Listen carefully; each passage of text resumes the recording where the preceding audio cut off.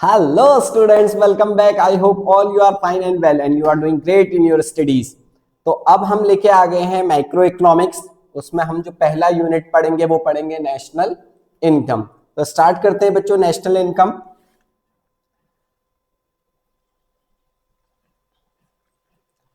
Unit 1 national income. ठीक है बच्चों, जो ये यूनिट 1 है नेशनल इनकम, ये एग्जाम के पॉइंट ऑफ व्यू से 10 मार्क्स की वेटेज रखती है। कितने मार्क्स की वेटेज रखती है?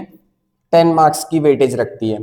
तो इसको पढ़ते हैं और थोड़ा थोड़ा करके इस यूनिट को भी कंप्लीट करते हैं। और ये मेरी गारंटी है कि जो मैं ये पढ़ा रहा हूं वहीं से एग्जाम में, बोर्ड एग्जाम में क्वेश्चंस मोस्ट प्रोबेबली है कि आएंगे ही आएंगे। सबसे पहला पॉइंट हमने पढ़ना पड़ता है बच्चों इकोनॉमी। सबसे पहला पॉइंट हमने क्या पढ़ना पड़ता है? इकोनॉमी। किसी भी इकोनॉमी, यहाँ पे इकोनॉमी का मतलब आप कंट्री से भी समझ सकते हैं। क्या भी समझ सकते हैं? कंट्री से भी। तो इकोनॉमिक्स में कंट्री को इकोनॉमी बोला जाता है। किसी भी इकोनॉमी में कितने तरीके के लोग रहते हैं? 4 तरीके के लोग रहते हैं। कौन कौन? हाउस होल्ड, फर्म, गवर्नमेंट और रेस्ट ऑफ द वर्ल्ड। जिस इकोनॉमी में सिर्फ और सिर्फ हाउस होल्ड और फर्म इन्वॉल्व होते हैं उसको बोला जाता है टू सेक्टर इकोनॉमी। उसको कौन सी इकोनॉमी बोला जाता है? Two sector economy. जिस इकोनॉमी में हाउस होल्ड, फर्म और गवर्नमेंट 3 लोग इन्वॉल्व हो जाते हैं बच्चों, उस इकोनॉमी को बोला जाता है 3 सेक्टर इकोनॉमी। उसको कौन सी इकोनॉमी बोला जाता है? 3 सेक्टर इकोनॉमी। और जिस इकोनॉमी में चारों लोग इन्वॉल्व हो जाते हैं, house hold, firm, government, rest of the world, उसको बोला जाता है 4 सेक्टर इकोनॉमी। उसको क्या बोला जाता है? 4 सेक्टर इकोनॉमी। तो हमें जो हमारा क्लास 12th का सिलेबस है उसके अकॉर्डिंग बच्चों पढ़ना पड़ता है। किसके बारे में? टू सेक्टर इकोनॉमी के बारे में पढ़ना पड़ता है। कौन सी इकोनॉमी के बारे में पढ़ना होता है? Two sector economy. और टू सेक्टर इकोनॉमी में कौन से 2 लोग आते हैं? एक आता है बच्चों हाउस होल्ड और दूसरा आता है फर्म। तो जो भी हम बातें पढ़ेंगे अपनी मैक्रो इकोनॉमिक्स में वो पढ़ेंगे हाउस होल्ड और फर्म के बारे में। ठीक हो गया? चलिए आगे समझते हैं।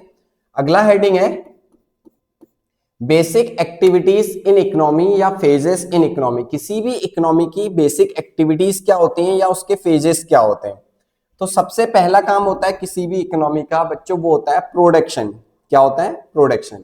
क्या होता है इसका मतलब? Any activity which result in value added, that is goods and services.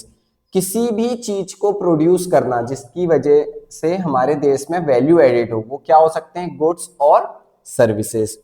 दूसरा होता है कंजम्पशन। अब जो हमने प्रोड्यूस कर लिया है उसको क्या भी करना पड़ेगा? Consume. Consuming goods and services for satisfaction of human wants. Human want अपनी नीड्स को सेटिस्फाई करने के लिए जो भी चीज कंज्यूम करता है that is called consumption. Last है बच्चों investment.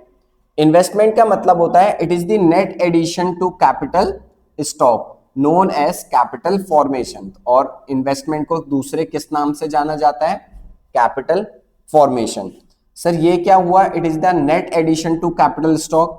Net addition to capital stock का मतलब होता है बच्चों एक बिजनेस है, ठीक है, एक बिजनेस है, उसके पास कुछ ना कुछ एसेट्स पड़े होंगे। उसके पास कुछ ना कुछ क्या पड़े होंगे? एसेट्स पड़े होंगे। लेट सपोज जैसे मेरी कोचिंग है, तो मेरी कोचिंग में मान लीजिए 10 सीट्स हैं। कितने सीट्स हैं? 10, जिसमें बच्चे बैठते हैं। अब इस साल नेक्स्ट ईयर वो जो सीट्स हैं अब वो 10 से बढ़ के बच्चों हो गई है 12। कितनी हो गई है? 12। पहले कितनी थी? 10। तो कितने से इंक्रीज हो गई? सर 2 से।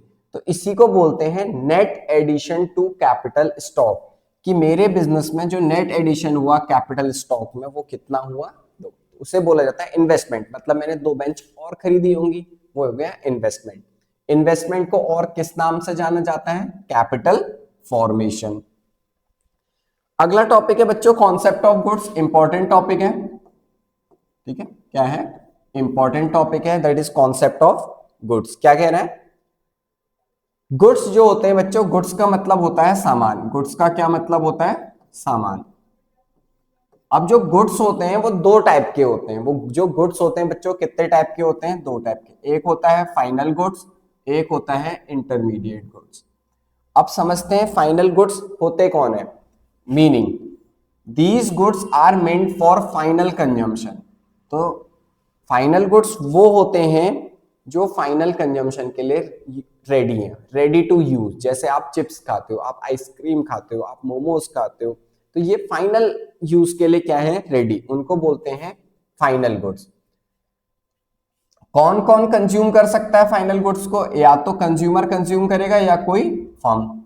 तो फाइनल गुड्स दो टाइप के होते हैं, एक होता है कंजम्पशन गुड्स, दूसरा होता है कैपिटल गुड्स। क्लियर होगी बात? दूसरा क्या होता है? Capital goods. इंटरमीडिएट गुड्स कौन से होते हैं? These good are used as raw material for production of other goods और for resale in the same year. अगर आप किसी गुड्स को ऐसे यूज कर रहे हो एज ए रॉ मटेरियल, या किस पर्पस के लिए यूज कर रहे हो, रीसेल के लिए, तो उसको बोलते हैं इंटरमीडिएट गुड्स। उसको क्या बोलते हैं? Intermediate goods. फाइनल गुड्स क्या हुए? जो रेडी टू यूज हैं, या तो मैं या आप, हाउस होल्ड, ठीक है, इनको क्या बोलते हैं बच्चों? House hold. फाइनल कंजम्पशन उसके लिए यूज कर रहे हैं या कोई फर्म यूज कर रही है, तो that is called final consumption. Clear होगी बात? तो गुड्स कितने टाइप के होते हैं? दो। एक होते हैं फाइनल गुड्स जो रेडी टू यूज हैं, जिसको हम बिल्कुल यूज कर सकते हैं। इंटरमीडिएट गुड्स जिसको हम या तो रॉ मटेरियल या रीसेल के पर्पस के लिए क्या करते हैं? यूज करते हैं। ट्रांसफॉर्मेशन, दूसरा पॉइंट बोल रहा है ट्रांसफॉर्मेशन। चेंज किसको कर सकते हैं? तो कह रहा है final goods no further transformation takes place. इसमें आप कोई भी चेंजेस नहीं कर सकते। बच्चों एक कार है, हमने कार बना दी, ठीक है, फाइनल गुड्स है, आप भी यूज कर सकते हो, मैं भी यूज कर सकता हूं। अब क्या उसको चेंज कर सकते हैं? ट्रांसफॉर्मेशन मतलब होता है चेंज करना। क्या कार को ट्रक बना देंगे? नहीं। लेकिन इंटरमीडिएट गुड्स में फर्दर ट्रांसफॉर्मेशन में टेक्स प्लेस, वहां पे ट्रांसफॉर्मेशन हो सकता है, क्योंकि यहाँ पे क्या आता है? Raw material. यहाँ पे क्या आता है? Raw material. समझ में आ गया? नेशनल इनकम, देश की नेशनल इनकम में बताओ फाइनल गुड्स को इंक्लूड करेंगे या इंटरमीडिएट गुड्स को? फाइनल गुड्स जो रेडी टू यूज है, इंटरमीडिएट गुड्स जो आधे अधूरे गुड्स है, तो बताओ किसको इंक्लूड करेंगे? तो नेशनल इनकम में हम कौन से गुड्स को इंक्लूड करते हैं? फाइनल गुड्स को। इंटरमीडिएट गुड्स को इंक्लूड नहीं करते हैं। कुछ एग्जाम्पल है फाइनल गुड्स के बच्चों, कुछ क्या है एग्जाम्पल्स हैं फाइनल गुड्स के, क्या है वो? जैसे मशीनरी होगी, car purchase by house hold, book purchase by student, car purchase by taxi driver, school bus used by school. तो ये एग्जाम्पल है फाइनल गुड्स के जो रेडी टू यूज हैं। और इंटरमीडिएट गुड्स के example, chalk purchase by school, stationery purchase by dealer, seeds purchase by farmers. अब dealer जो है वो स्टेशनरी क्यों खरीदेगा? बेचने के पर्पज से, रीसेल। मान लो एक रेस्टोरेंट वाले ने मिल्क खरीदा, तो उसके क्या बनाएगा? चाय बनाएगा, टी बनाएगा, तो वो उसके लिए दूध क्या हो गया? Raw material. इसीलिए वो कौन सा गुड्स हो जाएगा? इंटरमीडिएट गुड्स हो जाएगा। क्लियर है बात? ठीक है, आगे चलते हैं। कह रहा है when any consumer consume any goods and services. अगर कोई कंज्यूमर कंज्यूम कर रहा है, कंज्यूमर बच्चों आप और मेरे जैसे लोग, ठीक है, for their consumption is known as consumption goods. उसको कौन सा गुड्स बोलते हैं? Consumption goods. जब कोई कंज्यूमर कंज्यूम करेगा।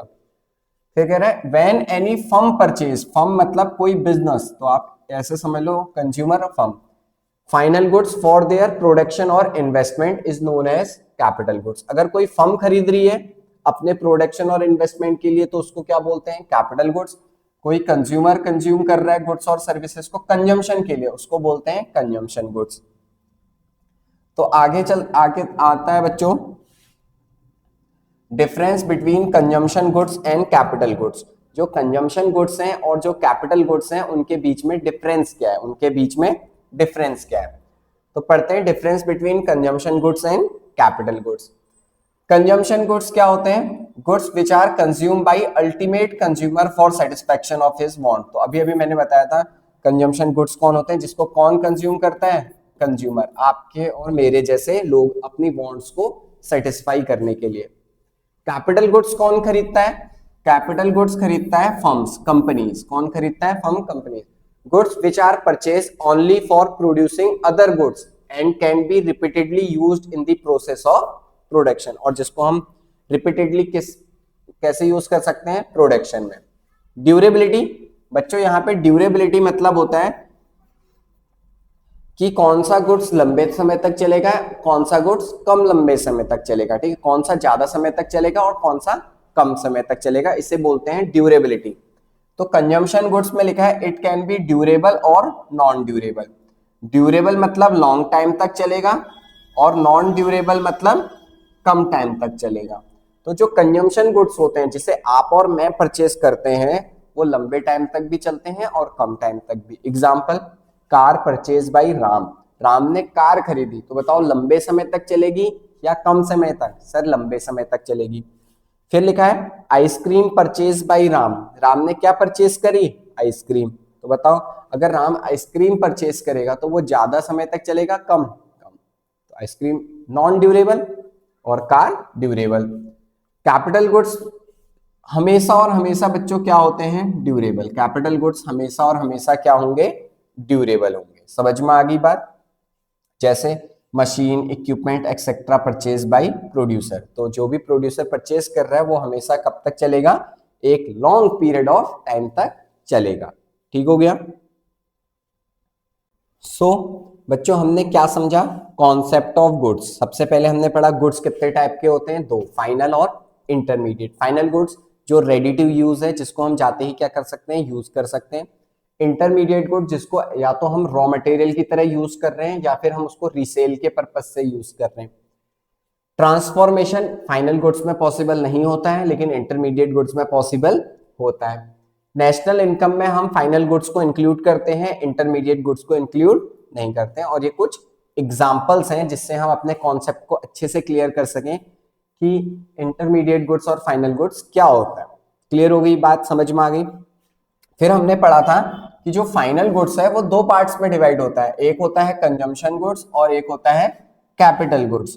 तो फिर हमने यहाँ पे पढ़ा कि कंजम्पशन गुड्स क्या होते हैं, कैपिटल गुड्स क्या होते हैं। कंजम्पशन गुड्स जिसे कंज्यूमर ले परचेज करता है, आप और मेरे जैसे लोग। कैपिटल गुड्स जिसे फर्म परचेज करती है, वो। ड्यूरेबिलिटी, जो कंजम्पशन गुड्स होते हैं वो ड्यूरेबल भी होते हैं, नॉन ड्यूरेबल। ड्यूरेबल मतलब लंबे समय तक भी चलते हैं और कम समय तक भी चलते हैं। लेकिन कैपिटल गुड्स हमेशा और हमेशा ड्यूरेबल होंगे, लॉन्ग पीरियड ऑफ टाइम तक चलेंगे। सिमिलरली एग्जांपल बताया है कंजम्पशन का, एक ड्यूरेबल एक नॉन ड्यूरेबल। लेकिन कैपिटल गुड्स में सारे के सारे क्या होंगे बच्चों? ड्यूरेबल होंगे। सारे के सारे क्या होंगे? ड्यूरेबल होंगे। तो यहां से एक क्वेश्चन आ जाता है, ठीक है, एक क्वेश्चन क्रिएट होता है। तो एक क्वेश्चन करते हैं, फिर हम इस गुड्स के कॉन्सेप्ट को कंप्लीट करेंगे। नेक्स्ट टॉपिक में पढ़ेंगे हम सर्कुलर फ्लो ऑफ इनकम। तो एक क्वेश्चन आता है बच्चों, ऐसे आता है कि all machines are capital goods. All machines are capital goods. Question कह रहा है क्या सारी मशीन्स कैपिटल गुड्स होती हैं? आपसे पूछ रहा है डिफेंड और रिफ्यूट। डिफेंड और रिफ्यूट। डिफेंड मतलब होता है आप एग्री कर रहे हो इस बात से, रिफ्यूट मतलब होता है क्या आप इस बात से एग्री नहीं कर रहे हो। ठीक है, तो कह रहा है सारी मशीन्स कैपिटल गुड्स होती हैं या नहीं। डिफेंड मतलब आप उस बात से एग्री कर रहे हैं, रिफ्यूट मतलब आप उस बात से एग्री नहीं कर रहे हैं। तो अब आप उसका आंसर लिखेंगे। ठीक है, अब आप उसका क्या लिखेंगे? आंसर लिखेंगे। तो बताइए सारी मशीन्स, सारी जो मशीन्स हैं क्या वो कैपिटल गुड्स होती हैं? तो आप बड़ा बड़ा आंसर लिखेंगे नहीं, गलत बात है ये। ठीक है, आई रिफ्यूट द अबव स्टेटमेंट। सबसे पहले कैसे आंसर लिखेंगे? आई refute the above statement.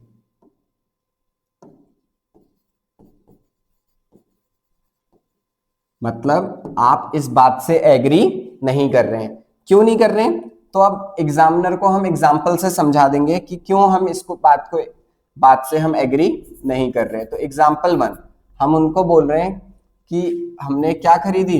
Washing machine. एक मशीन है, समझ में आ गई बात? तो वो बोला क्या सारी मशीन कैपिटल गुड्स होती है? तो हमने कहा नहीं, हमने रिफ्यूट कर दिया, एग्री नहीं किया। तो वो पूछेगा उसका रीजन बताइए, क्या रीजन है कि आप एग्री नहीं कर रहे हो। तो जो मशीन है बच्चों, अगर उसको कौन परचेज करेगा? House hold. उसको कौन परचेज करेगा? House hold. तो वो कौन से गुड्स हो जाएगी? Consumption goods. वो कौन सी गुड्स हो जाएगी?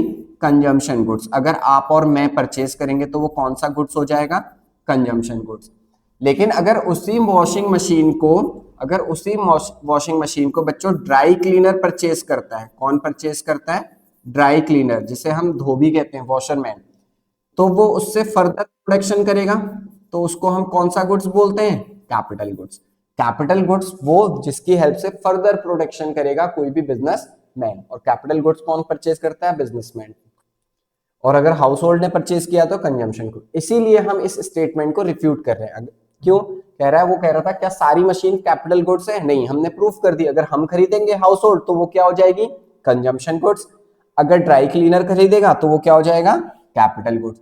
एक और एग्जांपल दे सकते हैं ऐसे ही हम टीचर को, ठीक है, ऐसी एक और हम अपने टीचर को क्या दे सकते हैं? एग्जांपल दे सकते हैं। मान लीजिए हमने स्विंग मशीन खरीदी। कौन सी मशीन खरीदी? स्विंग मशीन, जिसको आप और हम अपनी लैंग्वेज में सिलाई मशीन के नाम से जानते हैं। अब कैपिटल गुड्स क्या होता है? जिसे कोई प्रोड्यूसर फर्म खरीद रही है अपने फर्दर यूज के लिए, ठीक है, जिसकी वजह से वो और पैसे कमाएगी। अब मैं बोल रहा हूं स्विंग मशीन जो है, सिलाई मशीन जो है, टेलर ने परचेज करी और एक हाउस होल्ड ने परचेज करी। हाउस होल्ड भी परचेज कर सकता है। कौन, किसने परचेज करी? हाउस होल्ड ने परचेज करी। तो अगर हाउस होल्ड परचेज करेगा तो उसको हम क्या बोलेंगे? जब हाउस होल्ड मशीन को परचेज करेगा तो उसको बोला जाता है कंजम्पशन गुड्स। क्या बोला जाता है? Consumption goods. और अगर उस मशीन को कौन परचेज करेगा बच्चों? टेलर। कौन परचेज करेगा? टेलर। तो वो कौन सा गुड्स हो जाएगी? Capital goods. वो कौन सा गुड्स हो जाएगी बच्चों? Capital goods. आ गई बात समझ में? तो ये एक क्वेश्चन आ जाता है एग्जाम में, प्रीवियस ईयर में पूछा है, तो मैंने आपको करा दिया। तो यहाँ पे जो हमने कॉन्सेप्ट पढ़ लिया गुड्स का, जो दो टाइप के गुड्स होते हैं, फाइनल गुड्स और इंटरमीडिएट गुड्स। फाइनल गुड्स फिर दो पार्ट में डिस्ट्रीब्यूट हो जाते हैं, कंजम्पशन गुड्स और कैपिटल गुड्स। तो ये हमने पूरा समझ लिया है। तो आप इस लेक्चर को देखिए, अपने फ्रेंड्स में शेयर कीजिए। तो जब तक आप सपोर्ट नहीं करेंगे मैं आगे नहीं बढ़ पाऊंगा। बस आप लोग सपोर्ट कीजिए, अपने फ्रेंड्स में शेयर कीजिए, चैनल को लाइक, सब्सक्राइब, कमेंट कीजिए। मिलते हैं जल्दी ही नेक्स्ट लेक्चर के साथ, जिसमें हम सीखेंगे सर्कुलर फ्लो ऑफ इनकम। तब तक के लिए थैंक यू सो मच।